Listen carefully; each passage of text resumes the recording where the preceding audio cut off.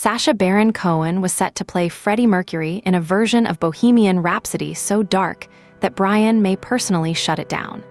This $10 million mistake didn't just delay the movie for a decade. It almost destroyed the legacy of Queen's biggest star before a single frame was even shot.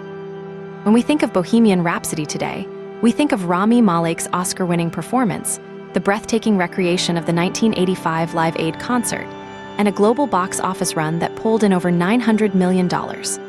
It was a massive, clean, family-friendly celebration of Queen's music that united generations.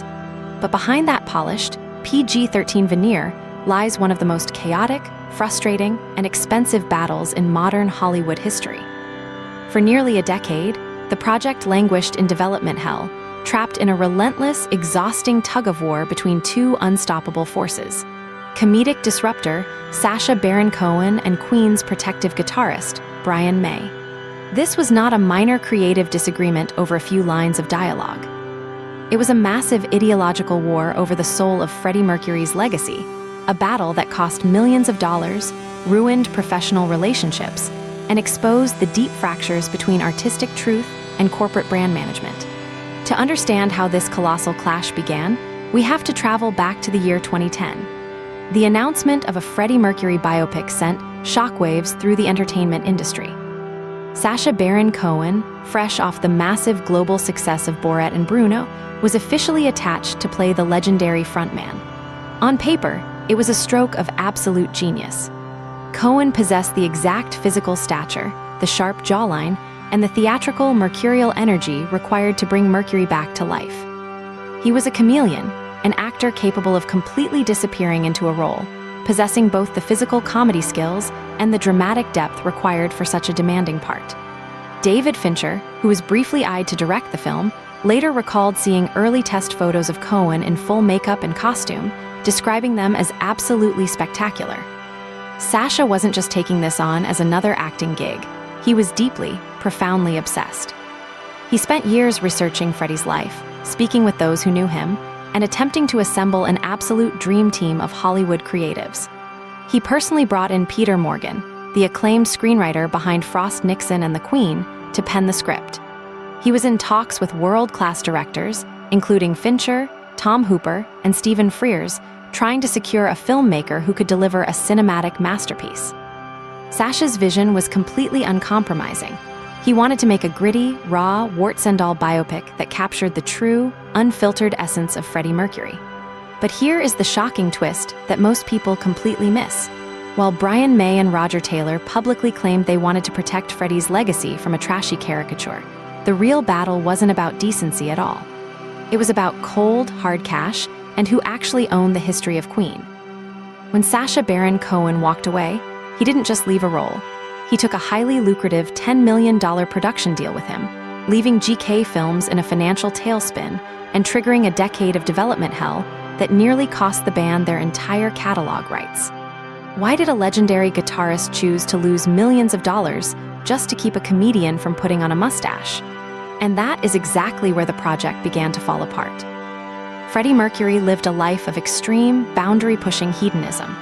During the late 70s and 80s, particularly during his time in Munich and London, his life was a whirlwind of legendary, wild parties, underground clubs, and excessive indulgence. Sacha Baron Cohen believed that to tell Freddie's story honestly, the film had to embrace an R rating.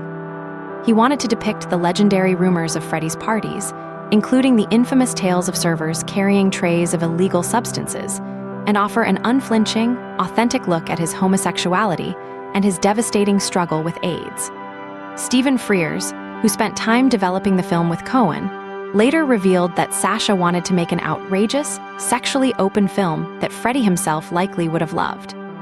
Sacha believed that sanitizing Freddie's life was a disservice to his memory, and that the audience deserved to see the tragic, beautiful reality of a man who lived life at maximum volume. But Queen's surviving members, Brian May and Roger Taylor, had a completely different agenda. They weren't just Freddie's former bandmates, they were the active guardians of the Queen brand. To them, Queen was an ongoing business, a global legacy that needed to remain commercially viable for decades to come. A highly graphic, R-rated film detailing the dark excesses of Freddie's personal life risked alienating the massive, family-friendly fan base that kept the band's music alive on the radio, in commercials, and in sports stadiums.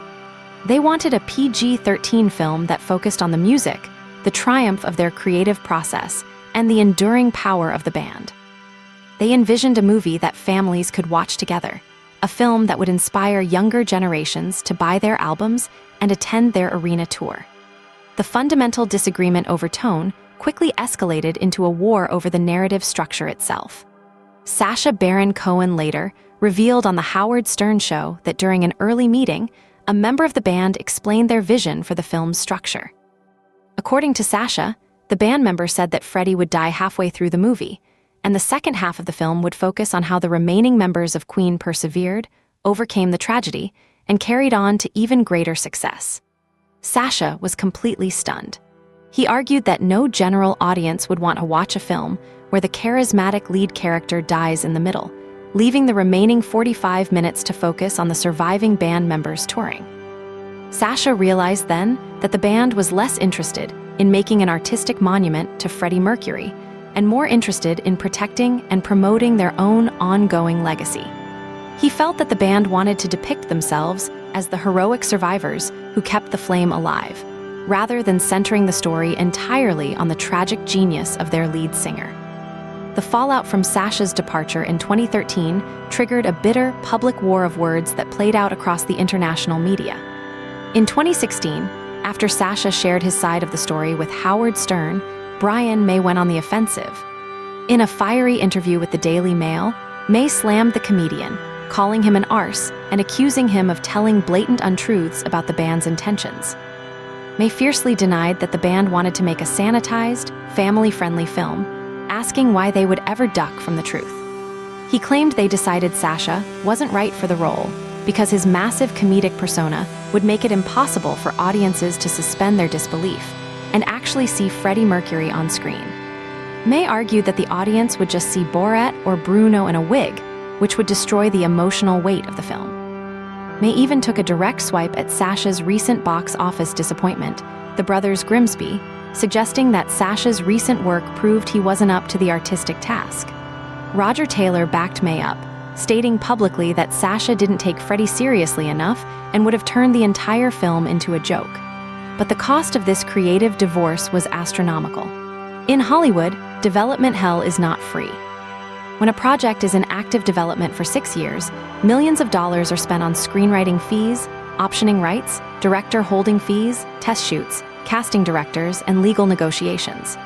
When Sacha Baron Cohen walked away, all of those accumulated pre-production costs became sunk capital. Scripts written by Peter Morgan had to be completely discarded, contracts had to be renegotiated, and new writers had to be hired from scratch. The estimated loss in direct pre-production expenses, legal settlements, and scrapped assets reached nearly $10 million.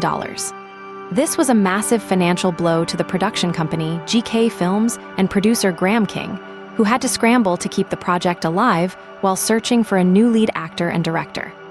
Yet, the true financial damage of this delay was even larger. By delaying the film's release from its originally planned 2014 window to late 2018, Queen missed out on a massive window of opportunity. During the mid-2010s, global music streaming was experiencing an unprecedented explosion. A massive hit film in 2014 would have catalyzed a monumental surge in Queen's digital catalog royalties, streaming numbers, merchandise sales, and global touring revenue years earlier. The decade spent in limbo represented tens of millions of dollars in deferred income and lost commercial momentum. The band had to watch as other musical acts capitalized on the streaming boom, while their own definitive cinematic statement remained stuck in a cycle of constant rewrites and director changes. The production problems didn't stop with Sacha's departure. The project briefly cycled through actor Ben Whishaw and director Dexter Fletcher, before landing on director Bryan Singer and lead actor Rami Malek. But even then, the production was plagued by chaos.